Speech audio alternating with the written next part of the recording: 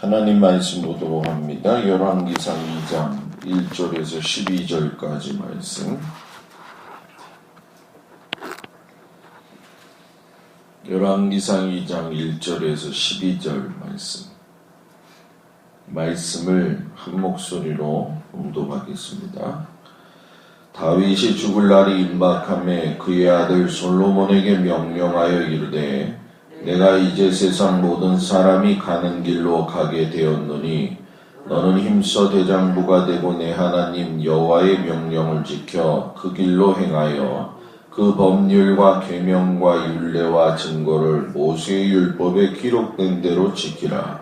그리하면 내가 무엇을 하든지 어디로 가든지 형통할지라.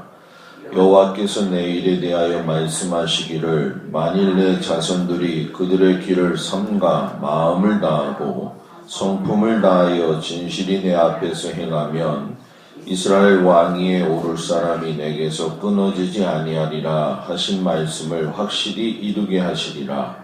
수르의 아들 요압이 내게 행한 일 곧 이스라엘의 군대의 두 사령관 넬의 아들 아브넬과 예들의 아들 아마사에게 행한 일을 내가 알거니와 그가 그들을 죽여 태평시대의 전쟁의 피를 흘리고 전쟁의 피를 자기의 허리에 띤 띠와 발에 신은 신에 묻혔으니 내 지혜대로 행하여 그의 백발이 평안히 수월에 내려가지 못하게 하라. 마땅히 길르앗 바르실레의 아들들에게 은총을 베풀어 그들이 내 상에서 먹는 자 중에 참여하게 하라. 내가 내 형 압살롬의 낯을 피하여 도망할 때 그들이 내게 나왔느니라. 바울인 베냐민 사람 게라의 아들 시므이가 너와 함께 있나니 그는 내가 마하나임으로 갈 때에 악독한 말로 나를 저주하였느니라. 그러나 그가 요단에 내려와서 나를 영접함으로 내가 여호와를 두고 맹세하여 이르기를 내가 칼로 너를 죽이지 아니하리라 하였노라. 그러나 그를 무죄한 자로 여기지 말지로다. 너는 지혜 있는 사람이므로 그에게 행할 일을 알지니 그의 백발이 피 가운데 수월히 내려가게 하라. 다윗이 그의 조상들과 함께 누워 다윗성에 장사되니 다윗이 이스라엘 왕이 된 지 40년이라. 헤브론에서 7년 동안 다스렸고 예루살렘에서 33년 동안 다스렸더라. 솔로몬이 그의 아버지 다윗의 왕위에 앉으니 그의 나라가 심히 견고하니라. 아멘. 아름다운 인생의 결말이라는 제목 가지고 오늘 말씀을 묵상하겠습니다. 사람이 살면서 죽을 때 과연 몇 명이나 유언을 하고 죽을 수 있을까? 급작스러운 죽음을 당하고 또 어떤 경우에는 병들어 죽게 될 때에 유언을 하지 못하고 죽는 그런 경우가 참 많은 것이 사실입니다. 저도 장례를 지내봐서 알지만 제가 생각할 적엔 한 10명 기준으로 삼았을 적에 유언을 제대로 하고 소천하시는 분들이 한 2명 정도, 3명 정도 되지 않을까 이런 생각이 되어요. 그런데 다윗이 오늘 말씀해 보니까 죽기까지 바로 직전에 유언을 하는 모습을 보게 되죠. 솔로몬이 왕이 되었고 그리고 이 왕이 됨으로 인해서 유언을 마치게 될 적에 다윗은 파란만장한 자신의 인생을 아주 아름답게 그리고 모든 것을 다 이루는 결말을 보았죠. 사람이 자신의 사명을 감당하면 마지막의 결말이 아름답습니다. 다른 말로 이야기하면 자기의 주어진 본분의 삶을 제대로 열심히 살기만 한다면 마지막에 결말이 아름답다 이런 얘기죠. 왜 결말이 아름답냐? 오늘 성경에 보니까 다윗은 솔로몬에게는 아버지죠. 그래서 아버지로서의 개인적인 유언을 할 수 있다는 거.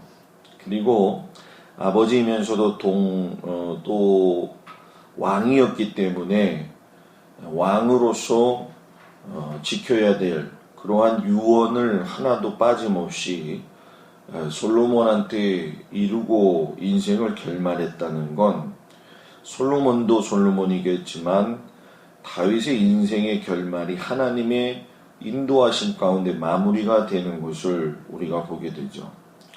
어떤 사람은 똑같은 인생을 살다가도 하나님의 인도하심이 없는 마무리를 사는 사람이 있고, 어떤 사람은 하나님의 인도하심 가운데 마무리를 잘하는 사람이 있습니다.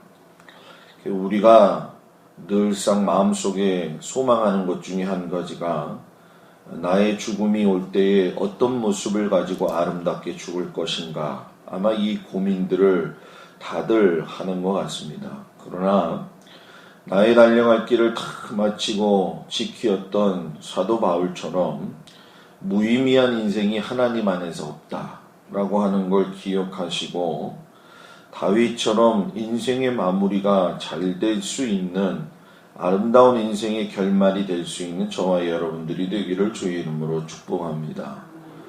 오늘 성경에 보게 되면 하나님께서 말씀 가운데에서 다윗을 통해서 아름다운 인생의 결말을 이룰 수 있는 그 이유를 몇 가지 이야기해 주시죠. 그 중에 하나가 뭐냐면 형통의 법을 마음에 새기라 라는 얘기죠. 다윗의 유언이지만 그 속에는 하나님의 법대로 살았을 때 주시는 형통의 법이 있습니다. 사람은 누구나 다 죽음의 길로 가지만 삶을 형통하게 마무리할 수 있다. 이건 참 본인에게도 영광이기도 하지만 하나님에게도 감사할 일이죠. 물론 우리가 여기서 형통의 기준이라는 걸 세상이 이야기하는 어떤 물질적 기준을 이야기하는 것이 아닙니다. 다윗이 여기서 말하는 형통의 법이라고 하는 것은 하나님 앞에서 힘써 대장부처럼 열심을 다해서 살았다는 거예요. 힘써 대장부처럼 열심을 다해서 산 것이 무엇이냐면 여호와의 명령을 따라서 율법대로 법률과 계명대로 살았다, 이런 얘기입니다.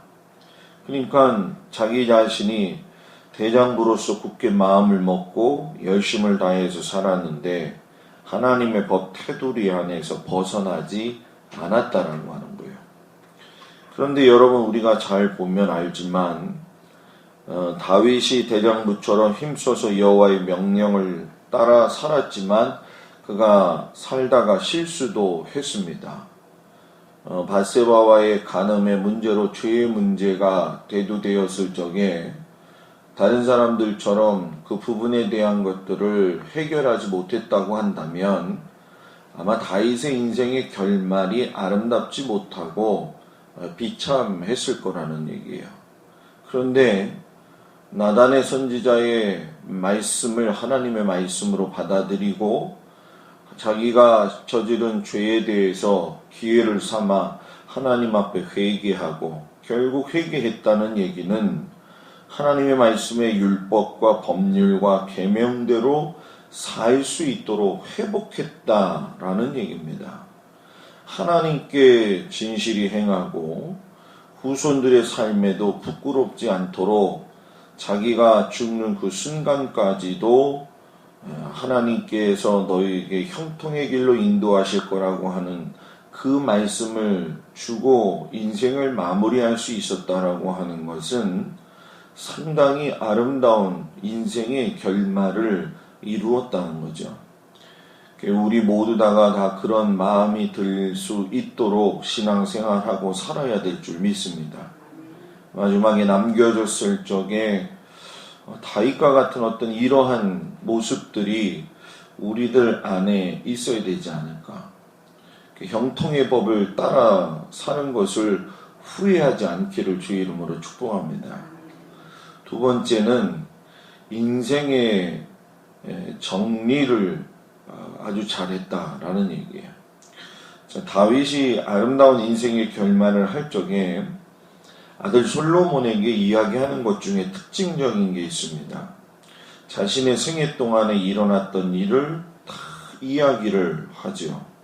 그리고 해석을 하면서 솔로몬이 지혜롭게 해결하기를 명하는 거죠.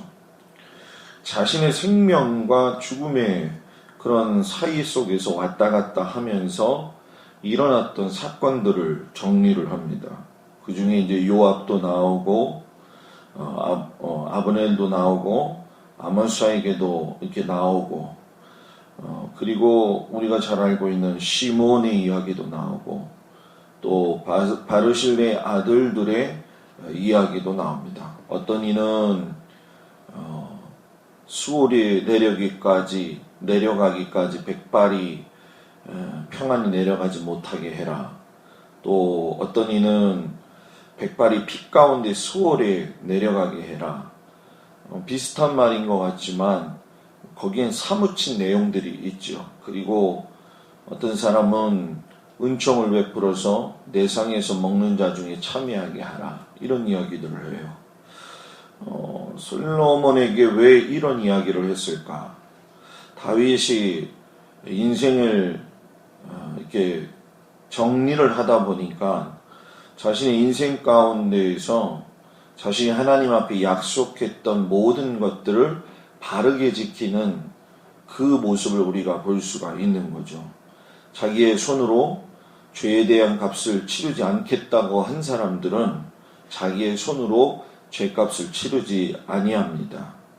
그리고 오히려 아들의 손을 빌려서 그 죄값을 치르게 하죠. 이것은 단순히 사람을 죽이고 안 죽이고의 문제가 아니라 하나님 앞에서의 아들에게 인생을 살아가는 데 있어서의 사람들의 유형과 또 사람들의 관계 속에서의 바른 인생을 터득할 수 있도록 바른 길을 제시하는 거죠.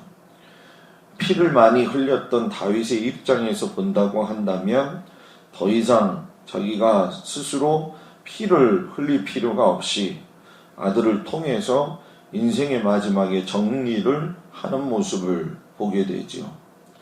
여러분, 우리가 원수를 맺고 인생을 파멸 가운데 지내는 사람들을 참 많이 보죠. 그런데 이 다윗은 마지막에 자기와 원수 맺고 또는 자기가 인생 가운데서 파멸당할 수밖에 없는 문제들을 갖다가 인생 가운데서 잘 정리를 했다는 얘기입니다.